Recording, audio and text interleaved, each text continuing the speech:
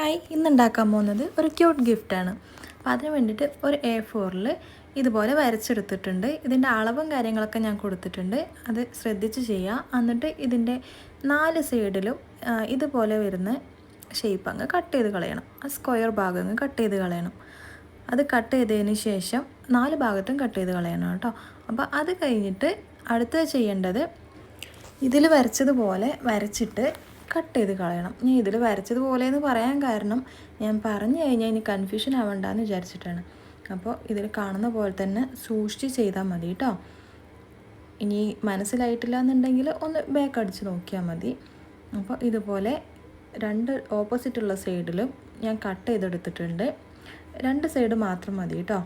അപ്പോൾ ഞാൻ അങ്ങനെ കട്ട് ചെയ്തതിന് ശേഷം നമ്മൾ ഈ പെൻസിലുകൊണ്ട് ഇങ്ങനെ വരച്ചു കൊടുത്തിട്ടില്ലേ, ആ ഭാഗമൊക്കെ ഒന്ന് കറക്റ്റാക്കി ഫോൾഡ് ചെയ്ത് കൊടുക്കുന്നുണ്ട്.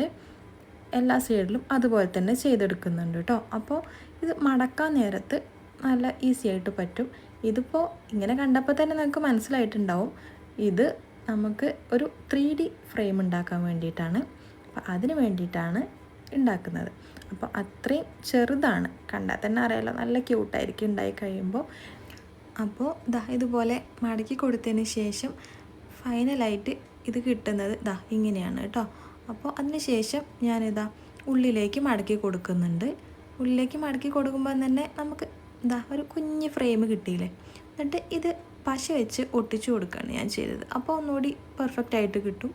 അതിന് ശേഷം ഞാനൊരു പേപ്പറിൽ ഇതുപോലെ ഒരു കാർട്ടൂൺ വരച്ചെടുത്തിട്ടുണ്ട്, ഒരു കുഞ്ഞ് ഹാർട്ടൊക്കെ പിടിച്ച് നിൽക്കുന്നത്. അപ്പോൾ അതുപോലെ ഞാൻ വരച്ചെടുത്തിട്ടുണ്ട്. അതിന് ശേഷം അത് സൂക്ഷിച്ച് തന്നെ കട്ട് ചെയ്തെടുക്കുന്നുണ്ട് കേട്ടോ. ഞാൻ നല്ല കുഞ്ഞാക്കിയാണ് വരച്ചിട്ടുള്ളത്. അപ്പോൾ എപ്പോഴും കുഞ്ഞിത് നല്ല ക്യൂട്ട്നെസ് അല്ലേ.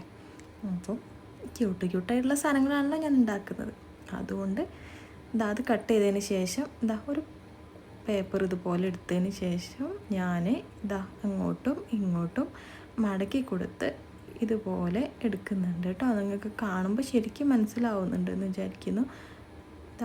ഇതെല്ലാവർക്കും അറിയുന്ന കാര്യമല്ലേ ഇങ്ങനെ ആക്കാൻ വേണ്ടിയിട്ട്.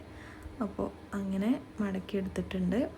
ഇതെന്തിനാന്ന് വെച്ചാൽ നമ്മളിപ്പോൾ കട്ട് ചെയ്തെടുത്തില്ലേ ഒരു കാർട്ടൂണ്, അതിൻ്റെ ബാക്കിൽ നമ്മളെ ഫ്രെയിമിനോട് അറ്റാച്ച് ചെയ്ത് ഒട്ടിച്ചു കൊടുക്കാൻ വേണ്ടിയിട്ടാണ് കേട്ടോ. അപ്പോൾ നമുക്ക് നല്ലൊരു 3D എഫക്റ്റ് കിട്ടും. അപ്പോൾ അതിന് വേണ്ടിയിട്ടാണ്. അപ്പോൾ സംഭവം ഇതിവിടെ റെഡി ആയിട്ടുണ്ട്. കണ്ടോ, നല്ല സ്പ്രിങ് പോലെ നിൽക്കുന്നില്ലേ.